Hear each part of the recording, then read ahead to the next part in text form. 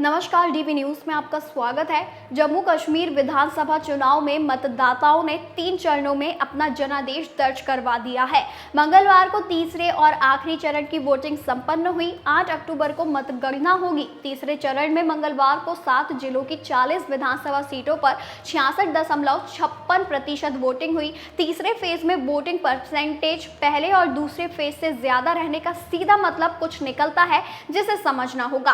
पहले फेज में 61.38% और दूसरे फेज में 57.31% मतदान हुआ था। तीसरे फेज की 40 सीटों में से 24 जम्मू डिवीजन और 16 कश्मीर घाटी की है। मतलब साफ दिख रहा है कि जम्मू रीजन में जमकर वोटिंग हुई है। इस तरह इस बार जम्मू कश्मीर में जो माहौल बन रहा है, उसके आधार पर ये कहा जा सकता है कि इस बार मुस्लिम बहुल जनसंख्या वाले इस केंद्र शासित प्रदेश को हिंदू सीएम मिल सकता है।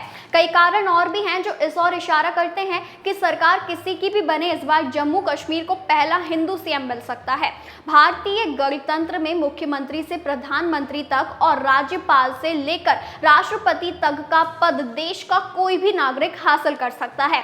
संविधान में इस बात की गारंटी दी हुई है। यही कारण है कि देश में राष्ट्रपति जैसे सर्वोच्च पद पर 2 बार देश के अल्पसंख्यक हासिल कर चुके हैं। देश के कई राज्यों में मुस्लिम अल्पसंख्या में होने के बावजूद सीएम बन चुके हैं। महाराष्ट्र, बिहार और बंगाल आदि में मुख्यमंत्री पद पर सीएम पद संभाल चुके हैं। इसी बात को आधार बनाकर जम्मू कश्मीर के विधानसभा चुनावों में इस बार जम्मू क्षेत्र में हिंदू मुख्यमंत्री का मुद्दा जोर पकड़ चुका है। आपको बता दें कि जम्मू कश्मीर में जो राजनीतिक हालत बन रही है, उसमें कोई भी पार्टी चुनाव जीते, इस बार ऐसी परिस्थितियां बन रही है कि यहां का मुख्यमंत्री कोई हिंदू भी बन सकता है। 1947 में भारत संघ में शामिल होने से लेकर 5 मार्च 1965 तक जम्मू और कश्मीर के मुख्यमंत्री को प्रधानमंत्री के नाम से संबोधित किया जाता था। न्यायमूर्ति मेहर चंद महाराज को छोड़कर जो जम्मू कश्मीर के पहले प्रधानमंत्री थे, बाकी सभी प्रधानमंत्री घाटी से थे और मुस्लिम थे। शेख मोहम्मद अब्दुल्ला, बख्शी गुलाम मोहम्मद,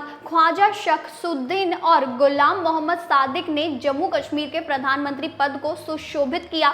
बाद में प्रधानमंत्री का पद मुख्यमंत्री में बदल दिया गया और सदर ए रियासत को राज्यपाल का नाम दे दिया गया। इस बड़े परिवर्तन के बाद जम्मू कश्मीर के सभी मुख्यमंत्री एक तो मुस्लिम हुए और दूसरे कश्मीर घाटी से ही हुए।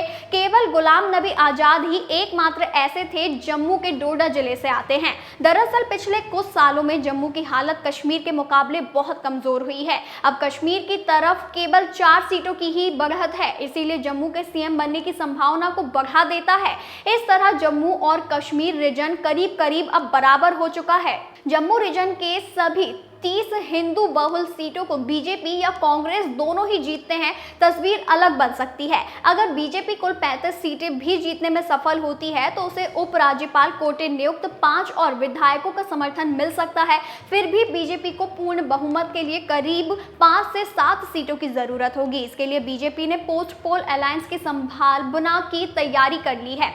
पर अगर कांग्रेस को जम्मू क्षेत्र की अधिकतर सीटें मिलती है तो बहुत संभावना होगी कि हिंदू विधायकों की संख्या मुस्लिम विधायकों के करीब करीब बराबर हो। ऐसी स्थिति में कांग्रेस और नेशनल कॉन्फ्रेंस दोनों ही चाहेंगे कि किसी हिंदू को मुख्यमंत्री बना दिया जाए। ऐसा इसीलिए होगा क्योंकि दोनों ही पार्टियां चाहेंगी किसी तरह बीजेपी को जम्मू कश्मीर में मजबूत ना होने दिया जाए।